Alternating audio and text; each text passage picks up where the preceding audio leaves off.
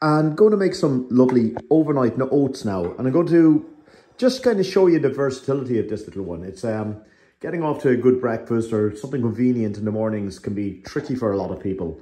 So this is a handy little one. There's no rules to this. Once you make the oats, you can use whatever you want. Just as an example of that, I'm going to make 3 very, very simple fruit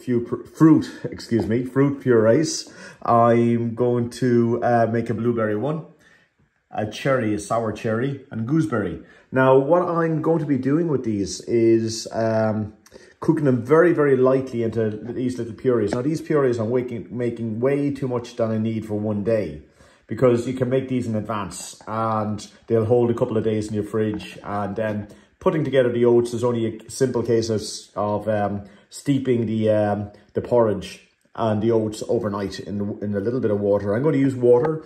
Some people use skim milk. Some people might even use a bit of coconut milk. The reason is I'm kind of conscious about inflammation and so on. And I find a trigger for me tends to be dairy. So with my arthritis. So I'm going to stay with just water in my porridge. But there's not necessarily a rule. You could use skimmed milk or something like that perfectly well as well. So what we're going to need for this is, now, as I said, we're going to make 3 separate purees first, and these are not for the one dish. So I have about 180 grams of blueberries. Now, what I've used is, in the supermarkets, they sell nowadays these great frozen fruits, and they're better than the fresh fruits for these kind of things. They're already prepared. They only have to be cooked down, and they tend to be frozen just after they're picked. So nutritionally, more often than not, they're actually better nutritionally than the fresh fruit itself. So anyhow, I have some blueberries. I have about 180 grams of wild cherries and about 180 grams of gooseberries to make 3 separate purees. I have a little bit of water, and I have my oats. Now, I use a 2-to-1 ratio for when I'm steeping my oats. And the way I measure it is an espresso cup. So all I do is, I'll just get to that in a little while. Also, I'll just go through the ingredients first. Now, also just to garnish the oats, I have just a selection of berries, cherries. Got a plum there. You could use banana. You could, again, there's no rules. And in the health shops, they'll get all lovely kind of toppings. This is a flaxseed and pumpkin seed crunch that I got in the local supermarket. Some cacao nibs. But again, no rules. Go with what you want. What you actually, this is one to really just play with. I'm just going to give you an idea what I like to do. Okay. Now, to make my oats, it's very, very simple. I'm just going to half fill a cup with my oats, depending on what kind of portion you'd like. I can pop them into a bowl or something, or else I can pop them into a dish, even better, that I'm going to actually serve them in, which is a really convenient way of doing it. So I'm just going to make them in this, pop them in there,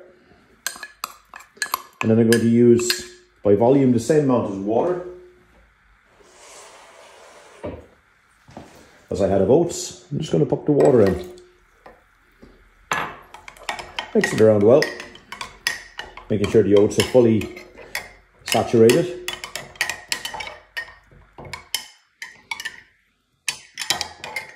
And then you can put a little bit of cinnamon.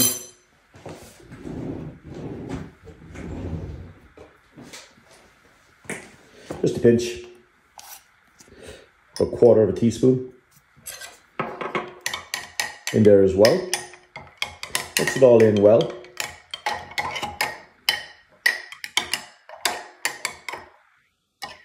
Now you could do this in a bigger bowl and subdivide the oats in, but this is just a convenient way of doing it. Don't mind if there's a little bit of cinnamon on the top, and you don't have to use the cinnamon either. It's just gives a little bit of flavour. I'm not using any sugar on this or any honey or that, because oats tend to be quite naturally sweet, especially when they're soaked.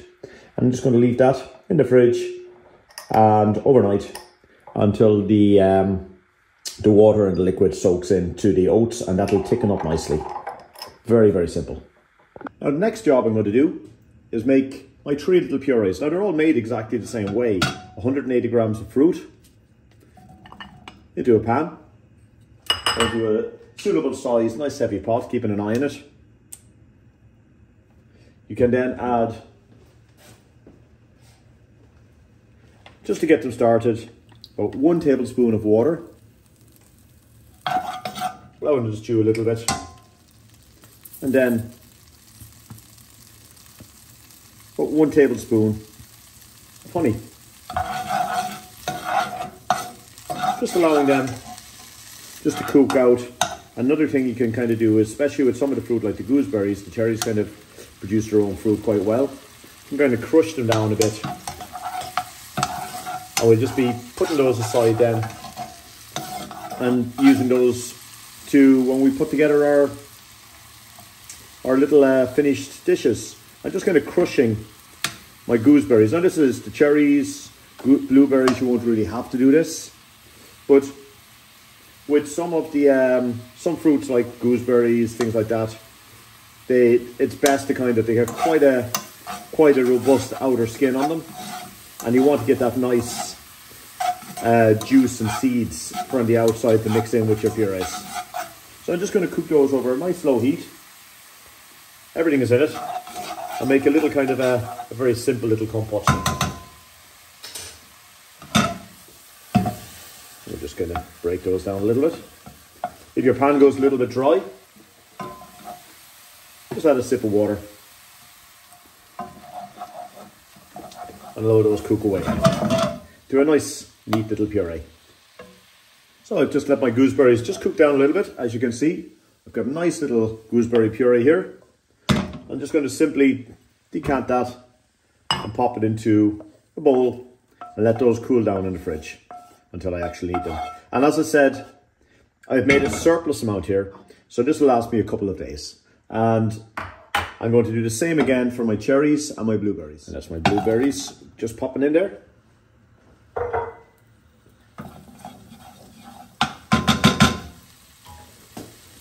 And again, just a tablespoon of honey. Because again, the reason it's nice to make these purees yourself is the shop purchased products do tend to be a little heavy on the sugars and things. A little bit of honey isn't going to do you a bit of harm.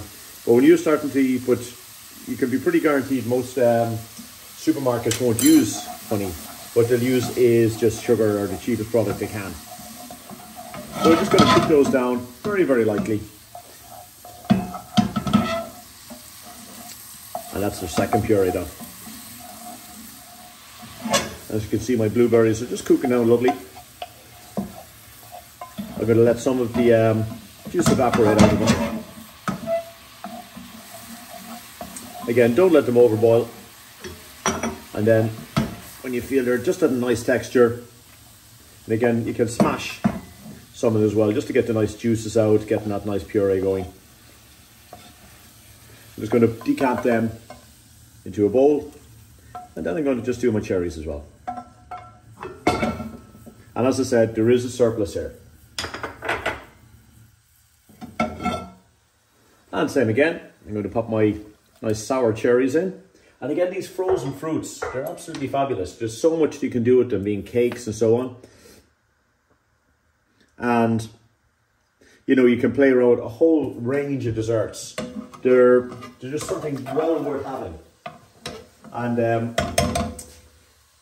again, making these little kind of purees and things, and you can use this. You could use thicken this with a little bit of agar or gelatin, or no, not so much the gelatin, but maybe the agar or something like that. And you get a lovely gel on this. And again, you could use this as toppings for little kind of desserty kind of things with prunes and things. Again, I'm going to just crush these down a little bit, and that's my cherry puree also finished. And then I'm going to allow these 3 purees to cool down in the fridge.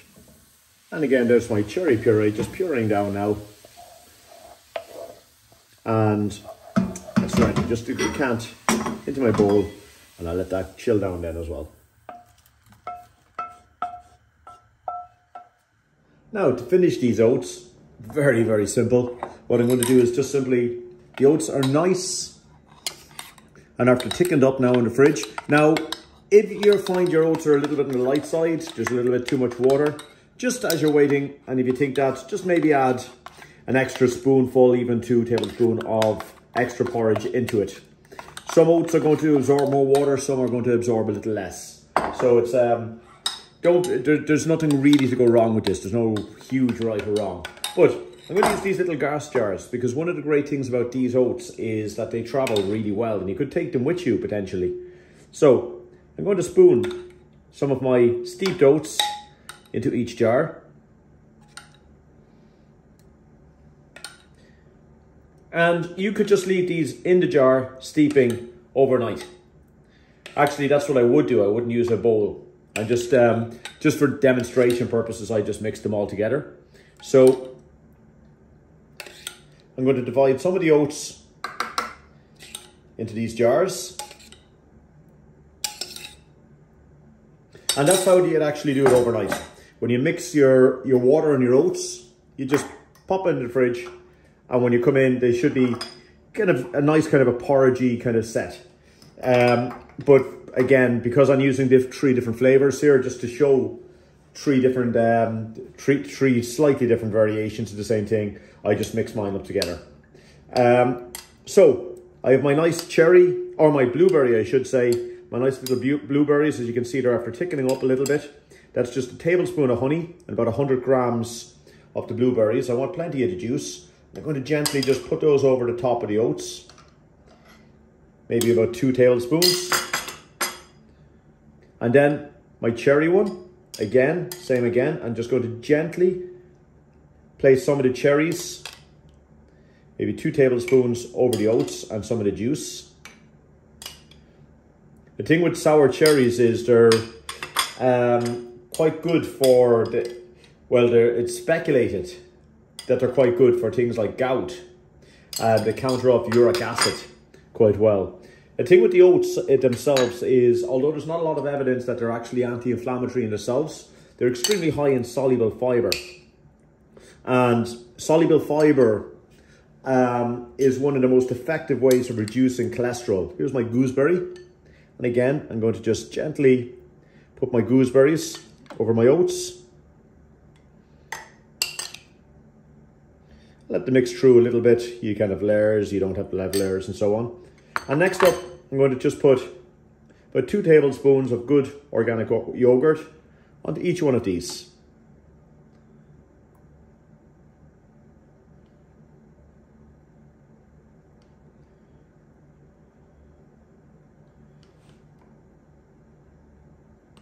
And then after that, onto the yogurt, I can start to play around a little. So, on the blueberry one, obviously I'm going to put a generous few blueberries. And also going to use this nice flaxseed and pumpkin seed crunch. I just picked this up in the supermarket. And again, very, very high in magnesium and I like the pumpkin seeds. And flaxseed, again, a good recognized anti-inflammatory ingredient.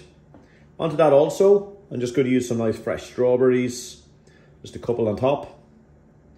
And then on my sour cherry, again, I'm going to put some of my,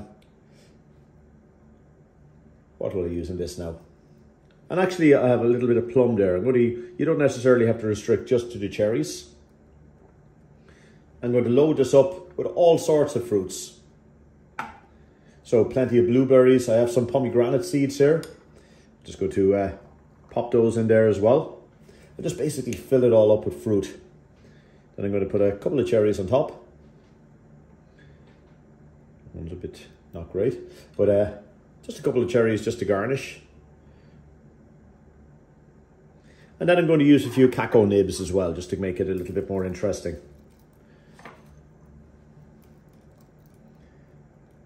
There's another nice little oats.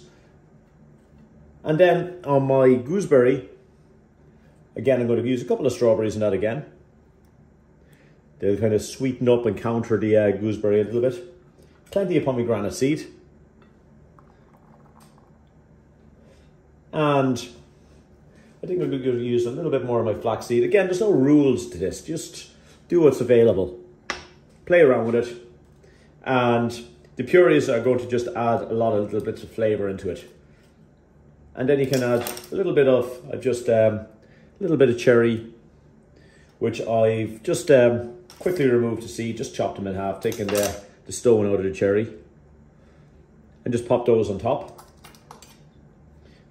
Because you don't necessarily have to use the cherry with the cherry and the gooseberry. You know, it's nice to mix up the fruit, keep it interesting, keep the flavours nice and interesting, and just trying to play around with them a little bit. That's the whole idea of a dish like this. Onto those then, I could use a little piece of shredded mint.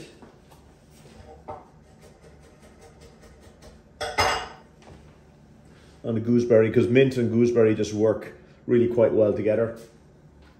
And we'll pop a few blueberries extra in there as well.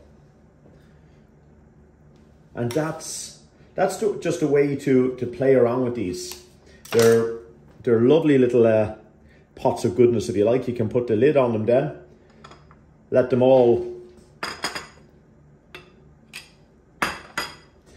just kind of relax in the fridge then a little bit.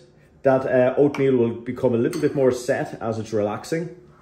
And they are just a lovely, convenient little dessert.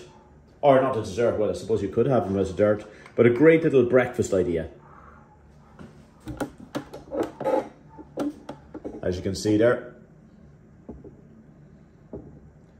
Nothing to really go wrong with them. And that's our little overnight oats.